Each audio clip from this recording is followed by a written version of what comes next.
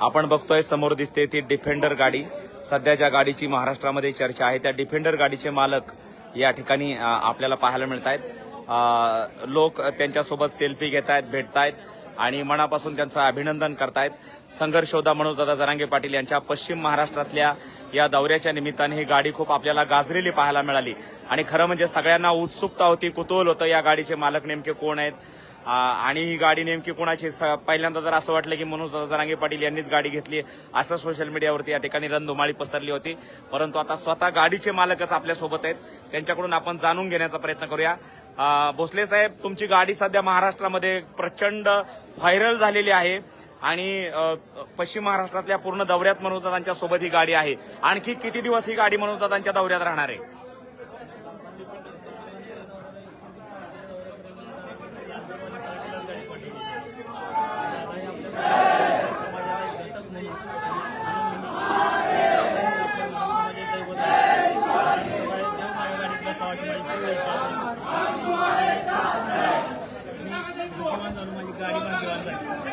नक्कीच खूप खूप अभिनंदन आणि अखंड मराठा समाजाच्या वतीने तुमचे मनापासून आभार।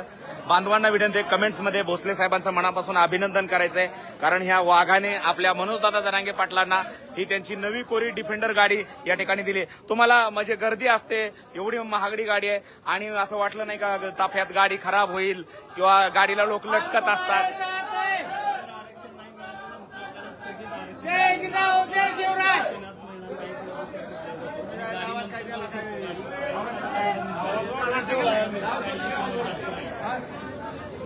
तर गाडी मनोजदादांपेक्षा आणि मराठा समाजापेक्षा माझी गाडी मोठी नाही अशा भावना त्यांनी व्यक्त केलेल्या आहेत। आपण बघतोय ही डिफेंडर गाडी या ठिकाणी मनोजदादा जरांगे पाटील निघालेले आहेत। अकलूज मधली ही सगळी लाईव्ह दृश्य बांधवांनो आपण पाहतोय। संघर्ष योद्धा मनोजदादा जरांगे पाटील या ठिकाणी